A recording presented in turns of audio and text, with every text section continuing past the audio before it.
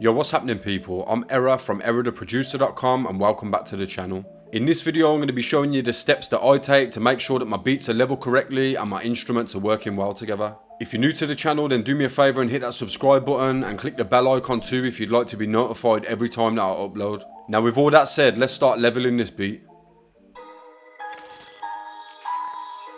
Era on the track. So I've pulled up a recent track that I've been working on that needs to be leveled. One of the easiest ways to achieve a good mixdown on your beats is to make sure that all of your sounds are leveled correctly with each other. And one of the easiest ways to achieve a good master on your track is to start with enough headroom. Meaning when I send a beat to the artist, their engineer is going to have enough room to work with vocals as well as mastering. So when you're leveling your track, you're going to want to pick out the loudest part, and in most cases that's going to be the hook. This is because in most beats the hook contains the most elements, so this is a good place to start. I'll let you have a quick listen to this beat so you can see how loud the sounds are now, and then we can begin leveling it.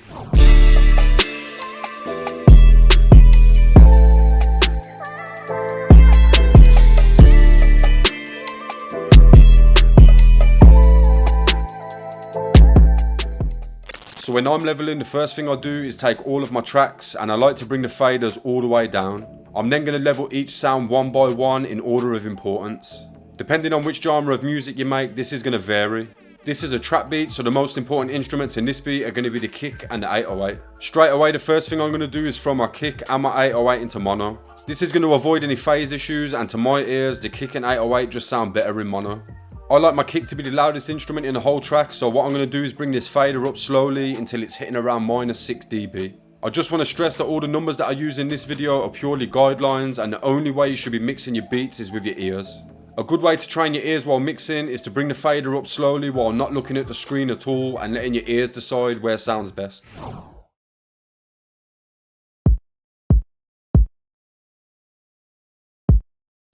So now that my kick is set to around -6, I can start to level my 808 against it. I find having my 808 around 6 dB lower than my kick is a sort of sweet spot, but again these numbers aren't set in stone and you only want to be letting your ears do the decision making.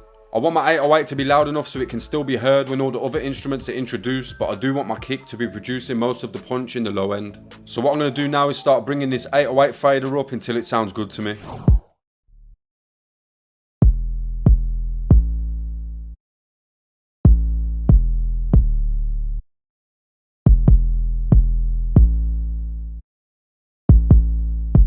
A lot of trap beats use multiple claps or snares, so I'm going to be leveling my snare and my counter snare separately.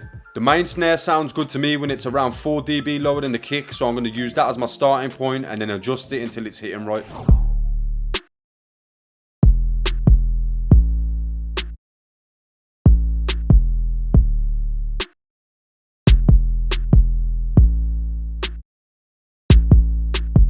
I like for my counter snare to be slightly quieter than the main snare, and I also like to pan it to the right, or sometimes I even use plugins like Shaperbox to automate the panning.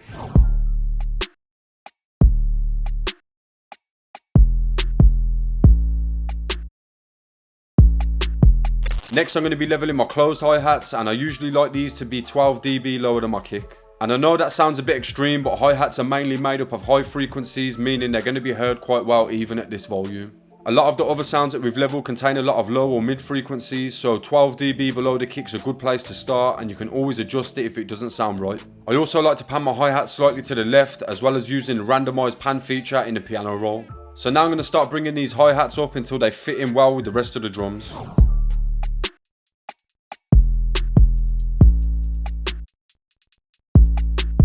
For open hats, I like to have them slightly quieter than the closed hats, as they've got a bit more of a crunchy sound.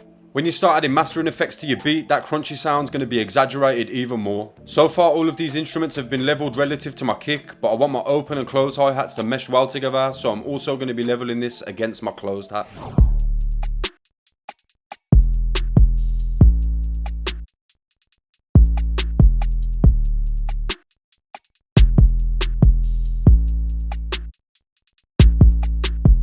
The next element I'm going to level is my percussion. If you're making trap beats, then it's likely that you're going to have more than one percussive element, so level them separately in order of importance. Around 8 dB lower than the kick's a good place to start here, but you should get the point by now that these are just starting points and should not be taken as solid numbers. You should also note that panning's a good way to separate these percussive elements a little bit more and add some extra bounce to your beat. I've only got 2 percussive elements in this beat, so first I'm going to level the wooden block sound and then I'm going to level the bongo sound separately.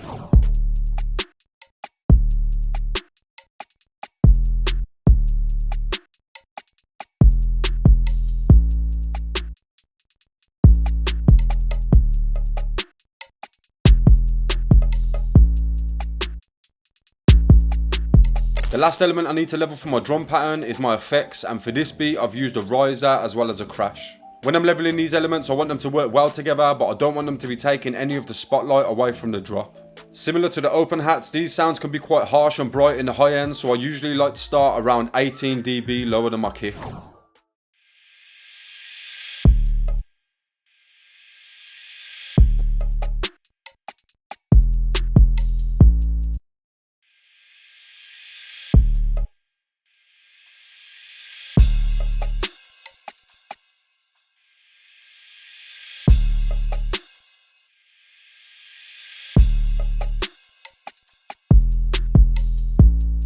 So now that all these drum elements have been leveled, I'm hitting around -3 on my master channel. Next we need to level our melody to make sure it sounds good with the drums, but we also want to keep that nice amount of headroom. Remember, you can still make slight adjustments to your drum tracks while you're leveling your melody, and a good tip is if you use drum buses like I do, then you can use the drum bus to bring all of the sounds down together. While leveling your melody, you want to follow the same steps that you did with your drums and level the sounds by order of importance. For this beat, the main instruments are piano, so I'm going to be starting with that.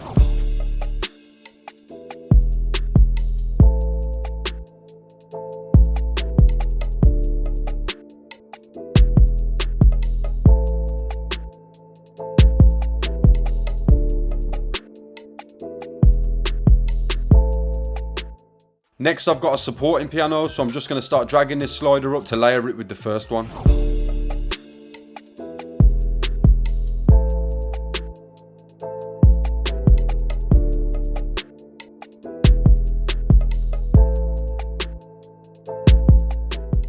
My counter melody contains a guitar, so I'm going to start leveling that against my piano now. Usually I aim for my melody bus to be hitting around -12, give or take a couple of dB.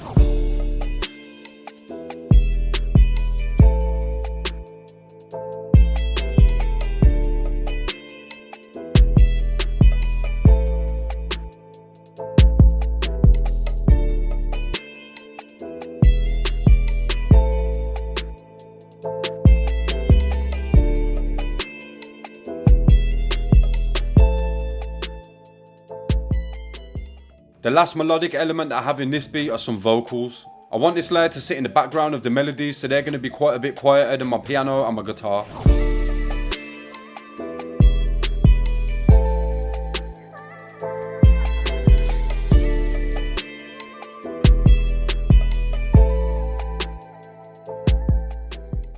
So I'm happy with the levels of all these instruments now, and my master channel is still hitting around that -3 dB mark. This is more than enough headroom for an artist to take this beat to the studio and start adding vocals to it, or for you to add your own mastering chain to it. Before I play the full beat, I just want to go over a couple of important things that you should keep in mind while leveling your beats. Most effects that you add to your mixer are going to alter the gain of your sounds. For example, if you add saturation or distortion, it's likely that it's going to raise the gain of your sounds, and if you're using EQs to cut out certain frequencies, it's going to lower the gain of your sounds. Some plugins have an auto gain feature that's going to adjust the volume of your sounds so the input signal and output signal are at the same level. However, these plugins are not always 100% accurate, so that's just something to bear in mind. And I know that I've already said it countless times, but all of the numbers that are used in this video are not set in stone, and they should only be used as a starting point. So now that all these sounds have been leveled correctly, here's how the beat sounds.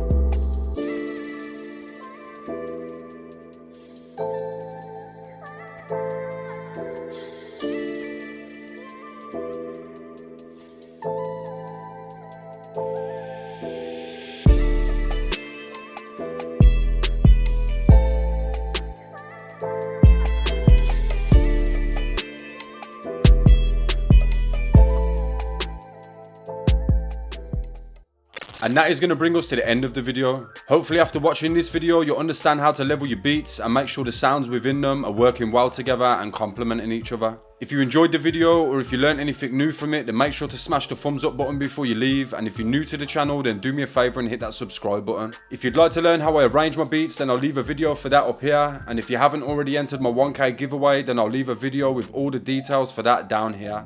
Big shout out to anybody that made it all the way to the end of the video. I've been Era, thanks again for watching, and I'll hopefully catch you all in the next one.